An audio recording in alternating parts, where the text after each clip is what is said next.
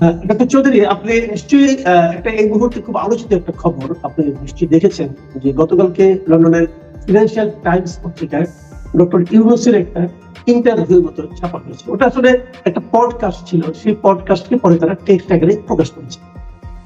সেখানে অনেক কথা উনি বলেছেন, দেশ সম্পর্কে বলেছেন, আন্দোলন সম্পর্কে বলেছেন, জুলাই আন্দোলন সম্পর্কে বলেছেন, এবং টিউলিপ সম্পর্কে আলোচনা হয়েছে, হাসিনা সম্পর্কে আলোচনা হয়েছে, এবং এক পর্যায়ে তিনি জানিয়েছেন যে ছাত্ররা যে একটা রাজনৈতিক দল গঠন করছে সে ব্যাপারে কথা বলেছেন। এবং তিনি এখানে বলতে গিয়ে বলেছেন যে ছাত্রদেরকে উনি আসলে একভাবে বলেছেন একটা রাজনৈতিক দল গঠন করার জন্য। ছাত্ররা প্রথমে দ্বিধান্বিত ছিল, ছাত্ররা বলেছে যে আমরা দল গঠন করলে আমাদেরকে কেউ চেনে না, আমরা তো একটা আসনে পাবো না। উনি বলেছেন যে না, তোমাদের কিন্তু দেশের সবাই চেনে, তোমরা একটা চেষ্টা করে দেখতে পাবো। এই ছিল মূল ভাষ্যটা। আমার ধারণা আপনি এটা চোখে পড়ার কথা।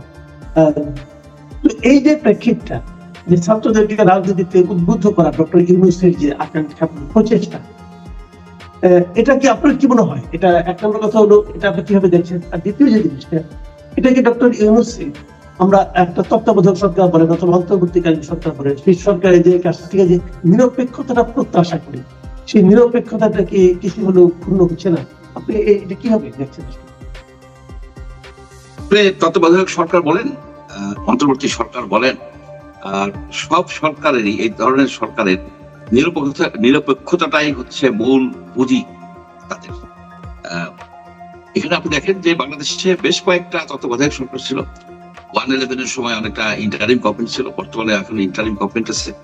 সবগুলি এই সরকারে, এই ধরনের সরকারে যারা উপদেষ্টা হয়েছেন এ পর্যন্ত কমপক্ষে 100, 150 এমনকি 200 হতে পারে উপদেষ্টা হচ্ছেন, কেউই কিন্তু কোন সময় রাজনীতি করেন নাই বা রাজনীতি দলের সাথে সংযুক্ত ছিলেন না বা কোনো নির্বাচন করেন নাই। এবং যখন তাদের এই উপদেষ্টা পদটা তাদের যখন অবসান হয় বা তারা যখন রিটায়ার করেন এই উপদেষ্টা পদ থেকে, তারপরেও কিন্তু কেউ করেন নাই। অর্থাৎ এক ধরনের অরাজনৈতিক ব্যক্তিদের নিয়ে এই ধরনের সরকার গঠনের একটা ঐতিহ্য ছিল।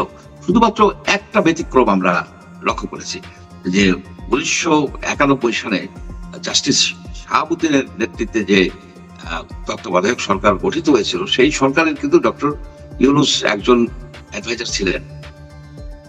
উনি 2006 সনে আবার একটা রাজনৈতিক দল করেছিলেন, অল্প কয়েক সপ্তাহ পরে উনি বাদ দিয়ে দিয়েছিলেন, কিন্তু উনি অ্যাক্টিভলি রাজনীতিতে নেমে পড়ছিলেন। এটা কিন্তু একটা অনৈতিক কাজ হয়েছে। উনি একসময় নিরপেক্ষতার জন্যই তো ওনাকে নেওয়া হয়েছিল আপনার 1991 সালে। এখন আমরা যেটা দেখতেছি যে ওনারই যারা ছাত্র উপদেষ্টা তাদেরকে উনি বলছেন যে তোমরা একটা রাজনৈতিক দল, এবং উনি তাদেরকে উৎসাহ প্রদান করছেন। উনি এক জায়গায় প্রথমেই একবার বলেছেন যে ছাত্ররাই হচ্ছে ওনার প্রাথমিক নিয়োগকর্তা। এখন এই কথার মাধ্যমে এবং রাজনৈতিক দল গঠন হয়ে যাবে ছাত্রদের দ্বারা, আপনি ধরেন 3 সপ্তাহ পরে, এখন এই উপদেষ্টারাও নাকি সেখানে 2-1 জয়েন করবেন। সবকিছু দেখে মনে হচ্ছে যে এই বর্তমান যে অন্তর্বর্তীকালীন সরকার, এই সরকারের নিরপেক্ষতা হারিয়ে ফেলেছে। এই সরকারের উপরে রাজনৈতিক দলগুলি আপনার আস্থা রাখতে পারবে না, এবং এর জন্য দায়ী করব আমি এই ছাত্রদেরকে না, আমি ছাত্রদেরকে দায়ী করবো না, মূলত আমি দায়ী করবো ডক্টর ইউনূসকে। উনি কেন তাদেরকে এনকারেজ করতেছেন? এক ধরনের কিন্তু বোঝা যাচ্ছে যে ডক্টর ইউনূসের নিরপেক্ষতা নিয়ে কিন্তু এক ধরনের বিতর্ক, এটা আমরা দেখতে পাচ্ছি। বিতর্ক ঠিক নয়, যেমন ধরেন নির্বাচনের ডেট নিয়ে একজন বিরোধী মনে হচ্ছে যে ফেব্রুয়ারি থেকে বিএনপি নির্বাচনের জন্য আন্দোলনে যাবে করছে। বিএনপি একটা সম্ভাব্য প্রস্তাব করেছে যে অগাস্টের মধ্যে নির্বাচন দেওয়া হোক, এবং এই সরকার তো ডিসেম্বরের আগে কোনো কথাই বলবে না, তারপর নিজেরাদের মতো হলে বলে সেটা হলে তাদের যদি ইচ্ছা অনুযায়ী হয়, যদি সম্পূর্ণ সংস্কার হয় তাহলে সেটা আগামী বছরের জুনে যাবে।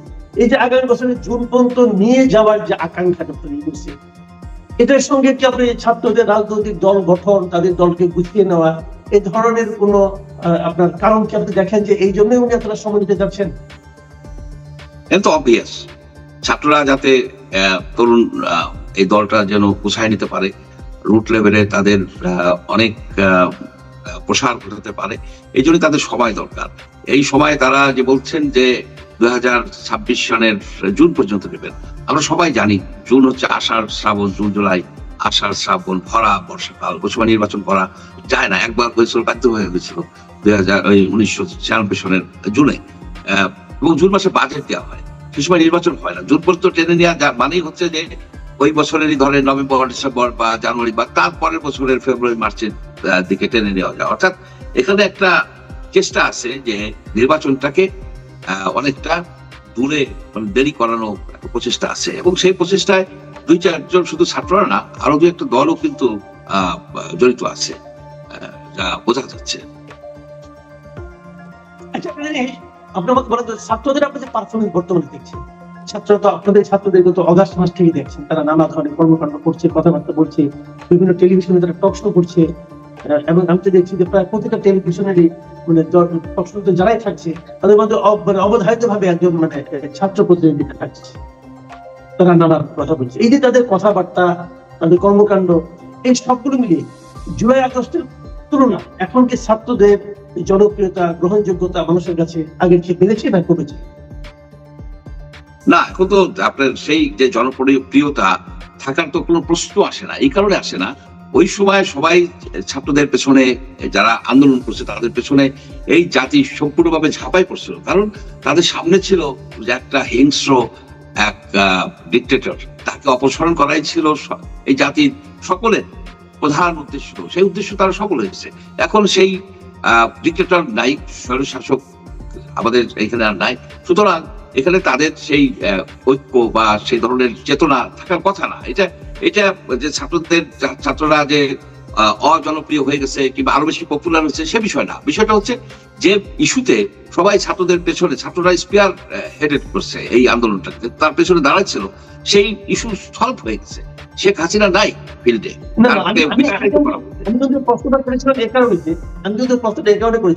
আমি জানতে চাচ্ছিলাম যে যদি নির্বাচনকে বিলম্বিত করা হয় তাহলে কি ছাত্রদের জনপ্রিয়তা বাড়তে থাকবে? ওই অর্থে জিজ্ঞাসা করছিলাম।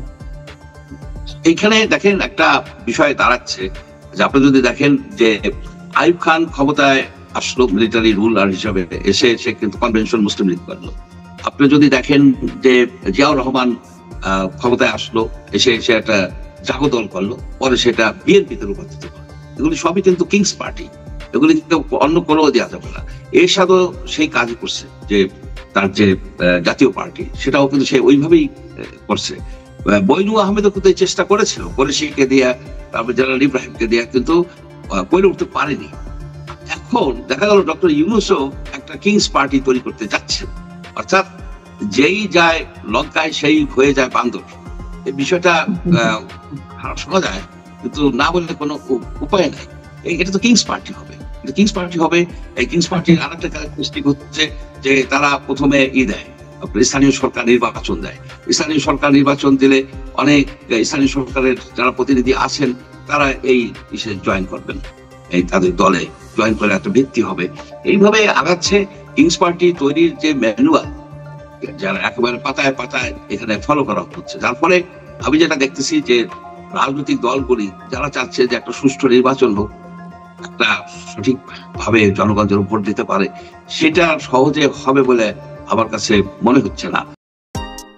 Subscribe to my channel.